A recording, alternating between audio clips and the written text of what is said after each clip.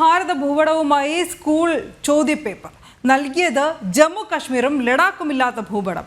9ാം ക്ലാസ്സിലെ 2ാം പാദ പരീക്ഷയിലാണ് ഈ വിവാദ ഭൂപടം ഉൾപ്പെടുത്തിയിരിക്കുന്നത്. ദേശവിരുദ്ധരുടെ പങ്ക് ഇതിൽ അന്വേഷിക്കണമെന്ന ആവശ്യവുമായി ദേശീയ അധ്യാപക പരിഷത്ത് രംഗത്തെത്തിയിരിക്കുന്നു. പ്രജിത് മോഹനൻ ചേരുകയാണ് വിവരങ്ങളുമായി. പ്രജിത്ത്, വിശദാംശങ്ങളിലേക്ക് ആദ്യം.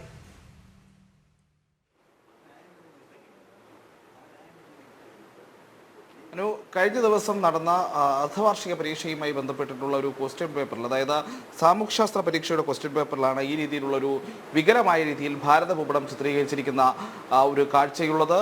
ഒരു പക്ഷേ നേരത്തെയും ഈ ഭൂപട പ്രസിദ്ധീകരണവുമായി ബന്ധപ്പെട്ട് നിലവിലുള്ള ചട്ടങ്ങൾ അട്ടിമറിച്ചുകൊണ്ട് അല്ലെങ്കിൽ ഭരണഘടനാ തത്വങ്ങൾ തന്നെ ലംഘിക്കപ്പെട്ടുകൊണ്ടുള്ള ഈ രീതിയിലുള്ള ചിത്രീകരണങ്ങളെ പറ്റി വലിയ രീതിയിൽ വിമർശനങ്ങൾ ഉണ്ടായിട്ടുണ്ട്, വിവാദങ്ങൾ ഉണ്ടായിട്ട് ഇത്തരം പ്രശ്നങ്ങളൊക്കെ നിലനിൽക്കുമ്പോഴാണ് 9ാം ക്ലാസ് വിദ്യാർത്ഥികളുടെ സാമൂഹ്യശാസ്ത്രം ചോദ്യപേപ്പറിൽ പോലും നിലവിലുള്ള എല്ലാ ചട്ടങ്ങളും അട്ടിമറിച്ചുകൊണ്ട് ഒരുപക്ഷെ ഭാരതത്തിന്റെ ഇന്റഗ്രിറ്റിയെ തന്നെ അല്ലെങ്കിൽ അതിൻ്റെ ഒരു ദേശീയോദ്ഗ്രഥനമായ കാഴ്ചപ്പാടുകളെ പോലും അട്ടിമറിച്ചുകൊണ്ട് അല്ലെങ്കിൽ അതിനെ വില കൽപ്പിക്കാത്ത രീതിയിൽ ഇത്തരമൊരു നടപടി ഉണ്ടായിരിക്കുന്നത് ഈ ചിത്രത്തിൽ നമുക്ക് കൃത്യമായി മനസ്സിലാക്കാവുന്ന കാര്യം, ഏതാണ്ട് ഭാരതത്തിന്റെ തലഭാഗത്ത് വരുന്ന 2-3 സംസ്ഥാനങ്ങളെ പൂർണ്ണമായും ഒഴിവാക്കിയിരിക്കുന്നു.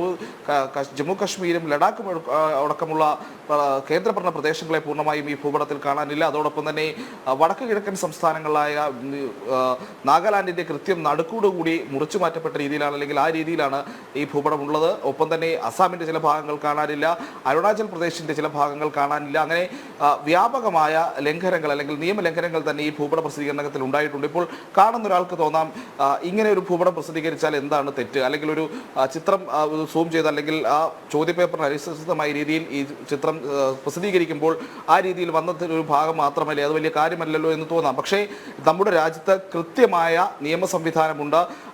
ഈ ഭൂപടങ്ങൾ പ്രസിദ്ധീകരിക്കുന്നതുമായി ബന്ധപ്പെട്ട് അതിൻ്റെ ചിത്രീകരണവുമായി ബന്ധപ്പെട്ട് കൃത്യമായ വ്യവസ്ഥ രാജ്യത്തുണ്ട്. അതിൽ ക്രിമിനൽ നിയമ ഭേദഗതി അടക്കമുള്ള 1961 ക്രിമിനൽ നിയമ ഭേദഗതി അടക്കമുള്ള നിയമങ്ങൾ പ്രകാരം കൃത്യമായി വിവക്ഷിച്ചിട്ടുണ്ട്.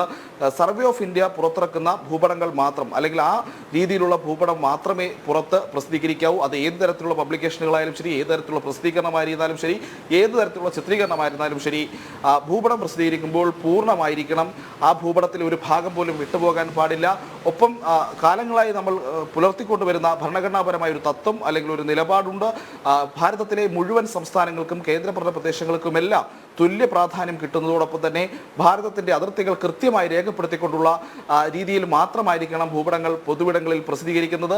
അത് ചോദ്യപേപ്പറിലായാലും ശരി, പുസ്തകങ്ങളിലായാലും ശരി, ആ രീതിയിൽ തന്നെ മാത്രമേ മുന്നോട്ട് കൊണ്ടുപോകാൻ കഴിയുകയുള്ളൂ. ഇല്ല എങ്കിൽ 6 മാസം വരെ തടവ് ശിക്ഷ ലഭിക്കാവുന്ന കുറ്റകൃത്യമായി തന്നെയാണ് ഭാരതം അതിനെ കാണുന്നത്, രാജ്യത്തെ നിയമവ്യവസ്ഥ അതിനെ കാണുന്നത്. ഈ ചട്ടങ്ങളും നിയമങ്ങളും ഒക്കെ നിലനിൽക്കുമ്പോഴാണ് ഇപ്പോൾ ഈ വീണ്ടും ഒരു കേരളത്തിലെ ഒരു ചോദ്യപേപ്പറിൽ തന്നെ ഈ രീതിയിലുള്ള ഒരു ചിത്രീകരണം ഉണ്ടായിരിക്കുന്നത്.